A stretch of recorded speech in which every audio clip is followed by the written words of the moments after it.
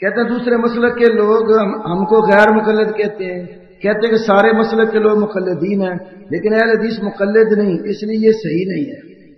بھائیو، مقلد کہتے کس کو ہیں؟ علماء نے تو مقلد کی مثال ڈنگر اور جانور سے دی ہے۔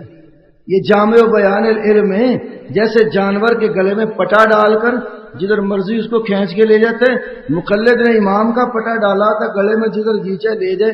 اہل حدیث تو ہیں انسان، اور اصلی انسان ہے اللہ کے فضل سے، اس لیے یہ مقلد نہیں ہے، یہ قرآن اور سنت ماننے والے ہیں۔ تقلید غیر نبی کو بلا دلیل مان لینے کا نام ہے، اس لیے وہ مقلد ہیں، بنتے رہے، ہمیں اس سے کوئی غرض نہیں ہے۔ ہم ہیں متبع اور مطیع رسول، اللہ اور اس کے رسول کی پیروی کرنے والے۔ کہا جاتا ہے اہل حدیث 1 یا 2 صدیوں کی پیداوار ہے۔ اہل حدیث اس وقت سے ہیں جب سے حدیث ہے۔ میں نے اس درمیان میں کہا تھا یہ موضوع بڑا لمبا ہے، میں نے امام ابو داود کے بیٹے کی کتاب سے حوالہ دیا، اس وقت بھی انہوں نے کہا تھا کہ اہل الرائے جو ہے نا اہل حدیثوں میں تان کرتے ہیں، تو اگر اہل حدیث کل کی پیداوار ہے تو ابو داود کے زمانے میں اہل حدیث کہاں سے آ گئے؟ بریلویوں کی کتاب دیکھنی ہو تو ان کے ضیاء القرآن سے چھپی ہے اصول الفقہ، محمد انور مغالوی کی، اس نے لکھا مدینہ طیبہ میں اہل حدیث کا مدرسہ امام سعید بن مسیب کی زیر نگرانی چلتا تھا۔ تو سعید بن مسیب تو تابعی تھے بہت بڑے، تو انگریز کا تو وہ زمانہ نہیں تھا۔ دیوبندی علماء کی کتاب دیکھنی ہو احسن الفتاوی، یہ جو مفتی رشید احمد لدھیانوی فوت ہو گئے، رشید ٹرسٹ جن کے نام پر ہے، اس نے بھی اس میں لکھا ہے 2 صدی ہجری میں مختلف مسائل کے پیش نظر جب مختلف مسلمانوں کے 5 گروہ بن گئے، حنفی، شافعی، مالکی، حنبلی اور اہل حدیث۔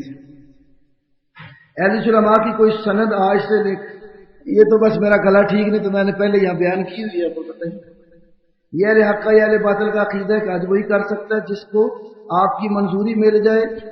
نبی پاک صلی اللہ علیہ وسلم کی منظوری کا مسئلہ نہیں ہے، یہ اس کو ہی توفیق ملتی ہے جس کو اللہ توفیق دیتا ہے، کیونکہ حج اللہ کے لیے وَلِلَّهِ عَلَى النَّاسِ حِجُّ الْبَيْتِ، یہ نہیں کہا وَلِلرَّسُولِ عَلَى النَّاسِ حِجُّ الْبَيْتِ نہیں فرمایا، اللہ کے لیے حج ہوتا ہے تو اللہ کی طرف سے منظوری ہوتی ہے۔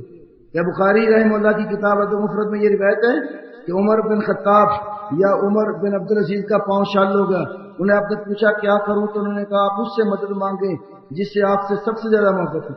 یہ نہ حضرت عمر کی بات ہے نہ عمر عبدالعزیز کی بات ہے، اصل میں وہ روایت میں عبداللہ ابن عمر کا پاؤں سوج گیا، تو کسی نے کہا جو سب سے زیادہ محبوب ہیں ان کا ذکر کرے، لیکن وہ روایت بالکل ضعیف ہے، اس میں ابو اسحاق السبی مدلس بھی ہیں اور مختلط بھی ہیں، اختلاط اور تدلیس کی وجہ سے وہ روایت ضعیف ہے۔ مصنف ابن ابی شیبہ میں روایت ہے حضرت عمر کے دور میں قحط پڑ گیا، کوئی صحابی آپ کے روزہ مبارک پر گیا، ندا لگائی استسقی الامت، بعد اس کا نام بلال بن حارث تھا، وہ بعض روایتوں میں جو بلال بن حارث کہہ رہے ہو نا، وہ سیف جو صاحب الفتوح ہے راوی سیف بن عمر الزبی کذاب راوی کی روایت ہے، یہ آپ میزان الاعتدال اٹھکال کر اس کا ترجمہ دیکھ لیں۔ اگر ندائی یا رسول اللہ درست نہیں تو نماز میں ایھا النبیوں کے الفاظ قیامت تک دہرائے جائیں گے، جیسے یہ قیامت تک دہرائے جائیں گے نا، قل یا ایھا الکافرون بھی قیامت تک یہ پڑھا جائے گا۔ غور کر لینا اس نقطے پر۔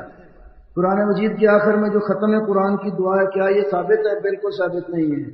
آپ نے علامہ جلال سیوطی کتاب سے ان کا یہ قول پیش کیا، تو لیکن علامہ سیوطی تو خود حنفی تھے، کہیں نہیں انہوں نے کہا میں حنفی ہوں، اگر آپ ان کا کوئی حوالہ لائیں تو پیش کرو۔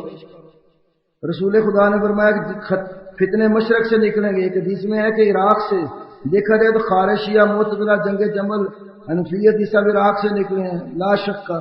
اس کے علاوہ حافظ ابن حجر نے فتح الباری میں خطابی کا قول نقل کیا، مدینہ کا مشرقی علاقہ عراق ہے، لیکن اگر نقشہ ہم دیکھتے ہیں تو مدینہ کے مشرق میں ریاض الجنہ ہے، اور عراق شمال میں، بات غلط ہے، ریاض الجنہ بھی مشرق میں ہے، لیکن صحابی نے تصریح کی ہے۔ اب مسجد نبی میں یا خطبہ دیتے ہیں تو کھڑے ہو کر دیکھیں تو اسی جانب ہی جو ہے نا وہ عراق کا خطہ پڑتے ہیں، صحابی خود کہتے ہیں رائی تو رسول اللہ صلی اللہ علیہ وسلم یا بیدہ الی العراق، صحابی کی تصریح موجود ہے حضرت عبداللہ بن عمر کی مسلم۔ اس کی تفصیلی بات ساری روایتوں کی میری کتاب آپ کے مسائل میں۔ یہ ایک اعتراض ہے کہ اہل حدیث نبی کو بڑے بھائی کہتے ہیں کیوں؟ کوئی نہیں کہتا، اصل میں زبان اور بیان کا فرق ہوتا ہے۔ آج اردو زبان بہت ترقی کر گئی ہے، پرانے زمانے کی اردو بہت ماٹھی اردو کہہ لو جس کو، اس کے کئی الفاظ آج کی لغت میں دیکھو تو مفہوم بدل جاتا ہے۔ وہ شاہ اسماعیل نے ایک بات سمجھانے کی کوشش کی، یہ اس کو عام بھائیوں کی طرح دیکھ لیتے ہیں۔ قرآن نے جتنے بھی نبی بھیجے نا ان کو قوم کا بھائی کہا ہے، صالح علیہ السلام کو اور پیغمبروں کو وہ اپنی قوموں کے بھائی ہیں۔ تو اب صالح علیہ السلام تو اپنی قوم کے بھائی ہیں، تو پیغمبر تو سب سے بڑا ہی ہوتا ہے قوم میں۔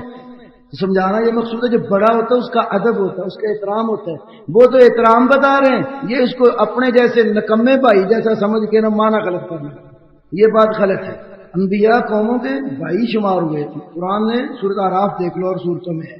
تو جو بھائی ہے نبی ہو کر قوم کا بھائی اللہ کہہ رہا ہے، تو نبی قوم میں سب سے بڑا ہوتا ہے، وہ بڑا بھائی ہے، اس لحاظ سے اس کا احترام دینی اعتبار سے قوت ہے۔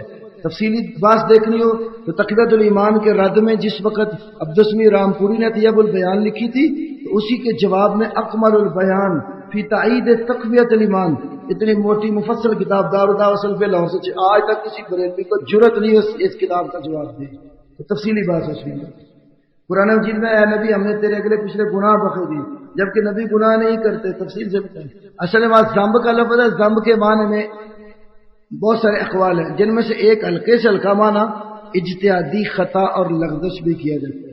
تو جب رسول اللہ صلی اللہ علیہ وسلم کی ایک وہ زندگی ہے جو وحی کے اوپر مبنی ہے، ایک وہ جس میں آپ قوم سے مشاورت بھی کرتے ہیں، جیسے کھجوروں کے متعلق مشہور حدیث ہے تعبیر نخل، آپ جب ہجرت کر کے دیکھا لوگ کھجوروں کو پیبند لگاتے ہیں، وہ پیبند کر رہے تھے، پیبند کاری جو تھی، تو آپ نے فرمایا تم نہ کرو تو کیا حرج ہے، تو پیبند کاری چھوڑی، اس وقت پھل ہی کام آیا۔ صحابہ نے کہا اس وقت ہم نے پیبند کاری کی نہیں تو پھل کام آیا، تو آپ صلی اللہ علیہ وسلم نے فرمایا انتم عالم بے امور دنیا کو منی، تم دنیاوی معاملات مجھ سے زیادہ جانتے ہو۔ تو اس طرح اجتہادی خطا اور لغزش اس کا معنی زیادہ علماء نے کیا۔ بعد نے کہا ذنب یہ الزام تراشی کو بھی کہتے ہیں، جب کسی پر الزام لگا دیا جو اس کو کہتے ہیں نا اس کے پیچھے دوم لگا دی، تو زنابن عربی میں دوم کو بھی کہتے ہیں۔ ایک معنی یہ بھی کیا کہ آپ پر لگائے گئے پہلے پچھلے تمام الزامات اللہ نے مٹا دیے، اور یہ حقیقت ہے۔